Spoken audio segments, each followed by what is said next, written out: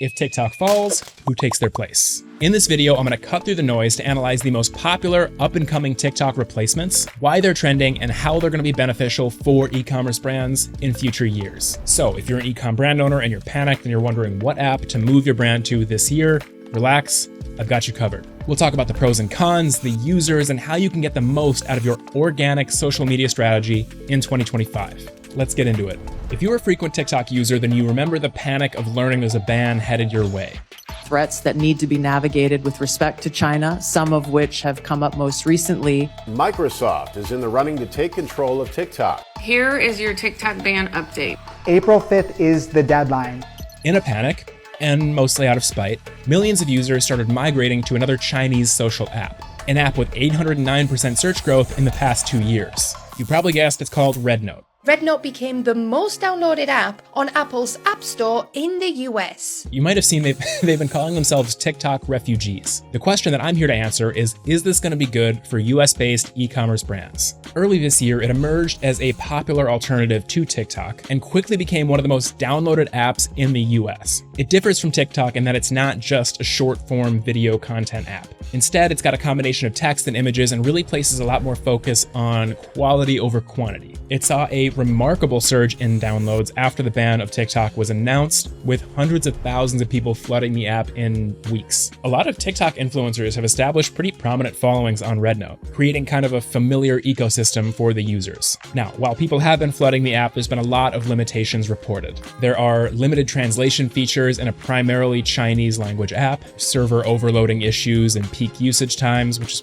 probably bound to change and go down, and overall a more complex registration process. But these don't really matter because a lot of people agree that the whole point of moving to Rednote was to send a message to these tech bros in Silicon Valley that control the social media market in the US. And the message was simple: you can't control us. Overall, the demographics are similar, with the largest user group in the 18 to 24 years old range. Now, while the app has a hilarious rise to fame in the US, I do not see this being a long-lasting option for e-com brands, and here's why. First of all, Rednote moderates political content. They censor anything that isn't aligned with Chinese censorship regulations, and it restricts topics like LGBTQ rights or anything that it really deems immodest. While it isn't likely to be a long-lasting trend for US users, other social media apps can definitely take note. They have a relatively seamless in-app shopping experience that will be crucial for these next apps that take the torch. That said, opening a personal shop is restricted to users who have a certain follower threshold. And again, the platform focuses on quality content over frequency of posts, which means that they really value connections and engagement with your following.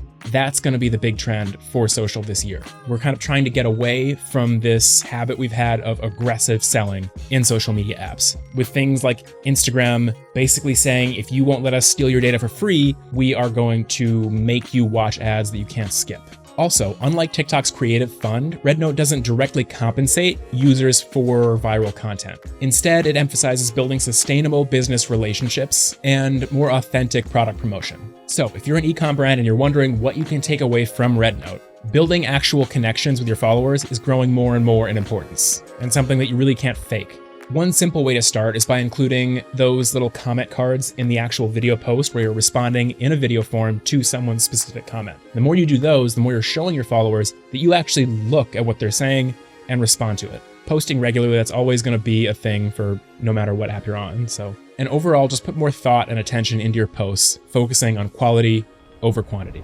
Now, let's talk about an app that's been on everybody's radar recently, with 1,367% growth in the last 6 months alone. I'm talking about Bluesky. This platform has grown to over 27 million users, up from 10 million between September 2024 and January 2025. So let's define what we're talking about first. The AT protocol is a new and openly available set of rules that lets people build social media services without actually depending on one big company. This means that anybody can create their own social media servers and apps. It also means enhanced content ownership and control for brands. It means cross-platform content sharing across different AT-based apps. So for example, if you've got a fashion brand and you post one of your products like a t-shirt on the Bluesky app, because Bluesky and other apps that have the same protocol use the same language, that photo of a t-shirt can also appear on all these other apps automatically. That means that you don't have to manually re-upload on all these different apps one at a time. This also gives you the opportunity for community-driven content curation. a lot like Pinterest. So you could actually kind of create like a digital shopping mall with other e-commerce brands. Say you also work with a shoe brand that only makes shoes and a leather company that only manufactures belts. It also means that this decentralized structure allows you to work with influencers a lot easier. Unlike other apps, they have this custom domain feature that allows micro-influencers to create this credible, verifiable identity, which enhances their authenticity and trustworthiness. In other words, making it way harder for people to get fooled by bots that are not actually influencers.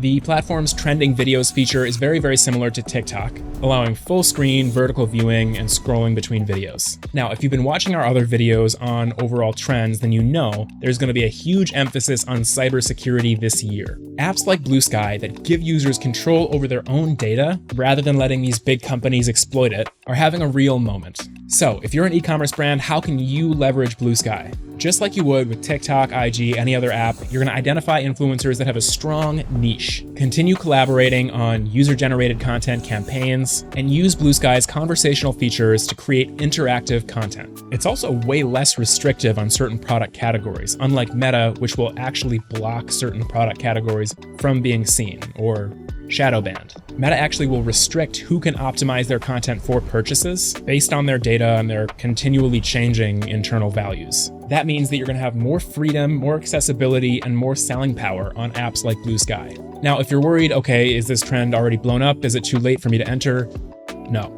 Bluesky only has around 3.2 million daily active users within the US, and that's compared to TikTok's 50 million. So yes, you can capitalize on this first mover wave of new users to Bluesky and absolutely build your brand presence before the app gets overly saturated. The main downside that I see right now for e-com is that they haven't introduced shoppable videos just yet, but because of this decentralized AT protocol basis they've built it on, that'll likely come very quickly, maybe even by the time I post this video. I'm so certain of this because they've enabled developers to actually create commerce features within the app. This could come in the form of integrated product cards that give you metadata, things like pricing, product descriptions, stock and availability, all without disrupting this conversational flow of the platform. There are other advantages to this AT protocol-based shoppable video experience. Things like decentralized payment processing, which could reduce transaction fees, smart contract integration for automated order fulfillment and commission distribution, and enhanced data privacy overall for consumers and brands. So, to summarize here, if you are an e-commerce brand, definitely take a look at Bluesky because it has untapped potential in this space. And if you're at all skeptical about their continued growth, they've already raked in $36 million in Series A funding and show no signs of slowing down.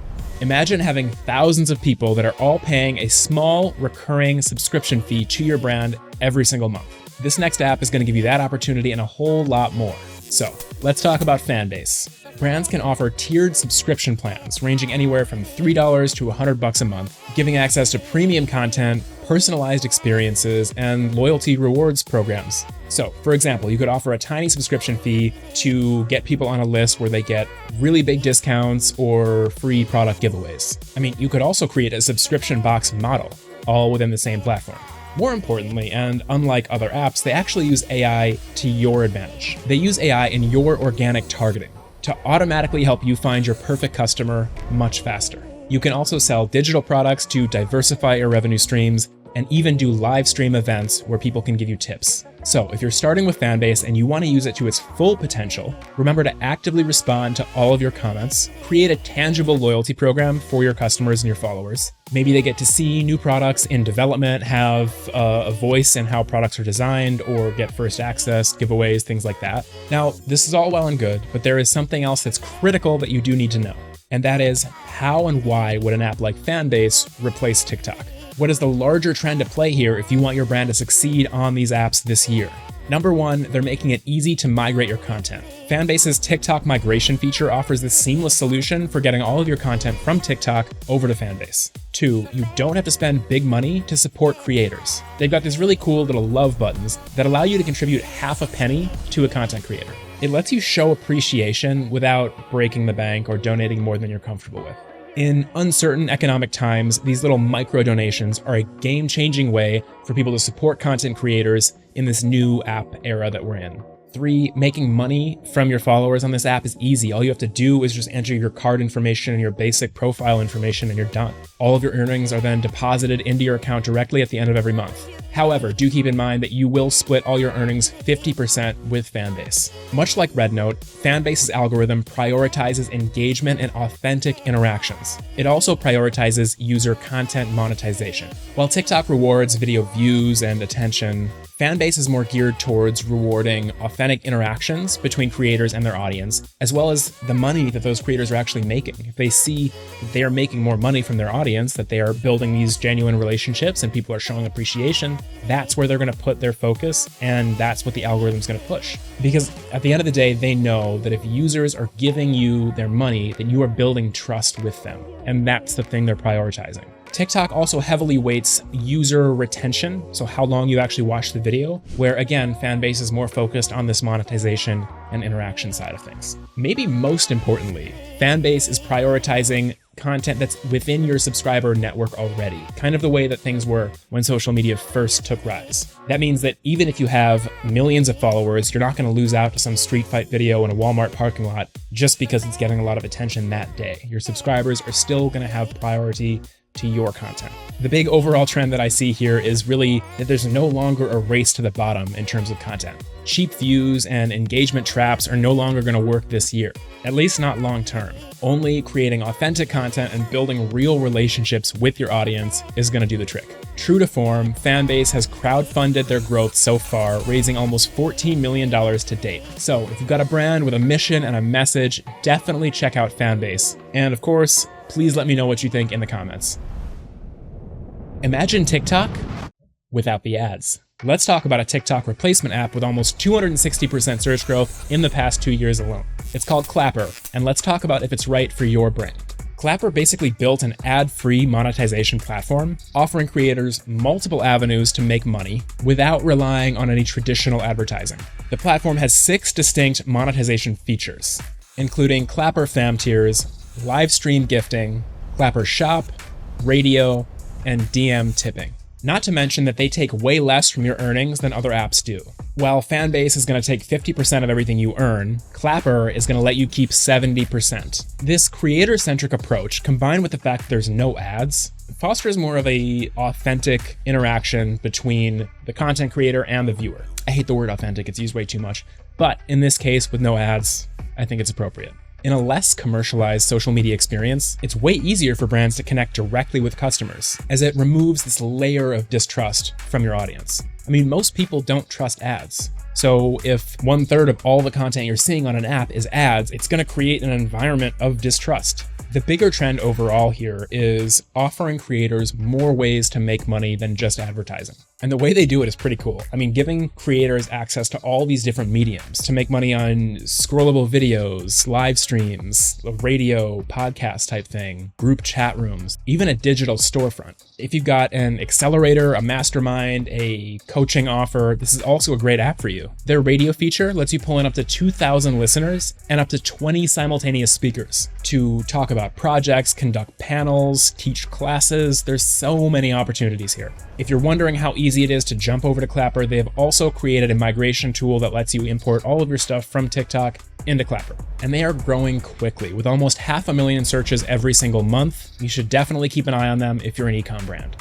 Let's talk about how the best TikTok alternative might actually be YouTube Shorts. Stay with me. Have you heard of the Google Merchant Center integration? It allows creators to feature products inside in-stream ads. These video action campaigns, or VACs, saw an average of 70% increase in conversions. Brands can even incorporate real-time inventory data directly into those ads. At a high level, it means that viewers can discover and purchase products while watching their normal flow of content, driving more sales without more effort on the merchant side. For any e-com brand that's worried about their SEO in 2025, this is also a great option for you.